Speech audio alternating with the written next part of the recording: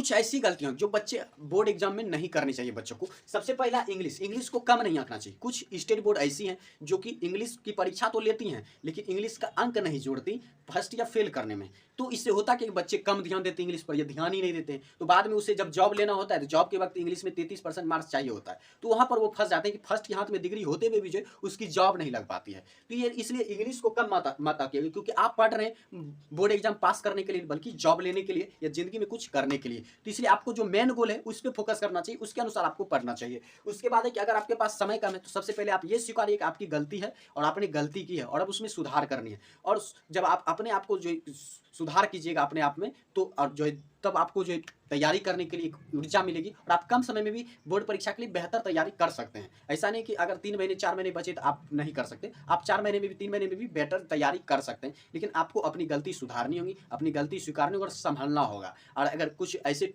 जो है गधे विद्यार्थी होते हैं कि जो ज़्यादा बोर्ड एग्जाम को इतना महत्व नहीं देते हैं, लेकिन वहीं जब जॉब की तैयारी आती है तो जॉब के वक्त जो उसे परेशान होना पड़ता है, क्योंकि जो न्यूटन का नियम आज पढ़ेंगे आप वो बाद में भी पढ़ना है, जॉब लेते वक्त भी पढ़ना है। तो जो चीज़ आज पढ़े हुए हैं वो कल हमें नहीं पढ़ना पड़ता है, उसमें कम जो है हमें मेहनत लगती है। लेकिन जो आज नहीं पढ़ेगा तो बाद में उसे ज़्यादा मेहनत करनी पड़ती है। इसलिए थोड़ा थोड़ा करके जो है क्यों ना मेहनत बराबर की जाए कि हमें ज़्यादा कष्ट भी ना हो और आसानी से हमें सफलता भी मिल जाए।